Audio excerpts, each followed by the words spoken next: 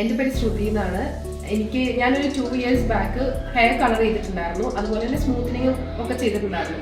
Hair colour ചെയ്തപ്പോൾ ആ ഒരു ഇതിൽ ഞാൻ ഒരു ഭംഗിക്ക് ഞാൻ ചെയ്തതാണെങ്കിലും ലേറ്റർ ഓൺ എനിക്ക് അതിൻ്റെ ഒരു ആഫ്റ്റർ എഫക്ട്സ് എനിക്ക് നല്ലപോലെ ഉണ്ടായിരുന്നു. എൻ്റെ ഹെയർ നല്ലപോലെ പൊട്ടാൻ തുടങ്ങി. അതുപോലെ തന്നെ നന്നായിട്ട് കൊഴിയുന്നുണ്ടായിരുന്നു.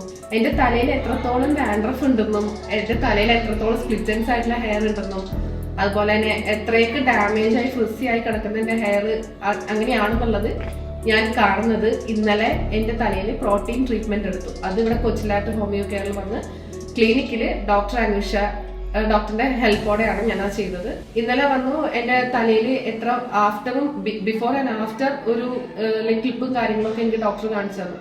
ഡോക്ടർ സിസ്റ്റത്തിൽ കാണിക്കുമ്പോൾ ഞാൻ ഡോക്ടറോട് ചോദിക്കുക, ഇത് എൻ്റെ തലയാണോ ഈ കാണുന്നത്? കാരണം അതിനും വീണ്ടും ഡാൻഡ്രഫ് ഉണ്ടായിരുന്നു. എനിക്കറിയത്തില്ലല്ലോ എൻ്റെ തലയിൽ. നമ്മളിങ്ങനെ തല ചീവി ഇടുമ്പോഴൊക്കെ ഡാൻഡ്രഫ് വരുന്നത് കണ്ടിട്ടുണ്ടെങ്കിലും എൻ്റെ തലയിൽ എത്രത്തോളം ഡാൻഡ്രഫ് ഉണ്ട് അല്ലെങ്കിൽ എൻ്റെ ഹെയർ എത്രത്തോളം ഡാമേജ് ആണെന്ന് ഞാൻ നേരിട്ട് കാണുന്നത് ഇന്നലെയായിരുന്നു. ട്രീറ്റ്മെന്റ് കഴിഞ്ഞു ഞാൻ വീട്ടിൽ ചെന്നൊക്കെ കഴിഞ്ഞിട്ടാണെന്നുണ്ടെങ്കിലും എനിക്ക് ശരിക്കും നല്ലൊരു എക്സ്പീരിയൻസ് ആയിരുന്നു. ഞാൻ ഡോക്ടറോട് ട്രീറ്റ്മെന്റിന്റെ ടൈമിൽ ഞാൻ പറയുന്നുണ്ടായിരുന്നു നല്ല കൂളിംഗ് ആണ്, അതുപോലെ തന്നെ നല്ലൊരു സുഖം കിട്ടുന്നുണ്ട്. ഈവൻ ഞാൻ ശരിക്കും പറഞ്ഞിട്ടുണ്ടെങ്കിൽ ആ കൂളിങ്ങിന്റെ ഒരു ഇതിൽ ഞാൻ ഉറങ്ങി പോകുന്ന പോലും ഉണ്ടായിരുന്നു.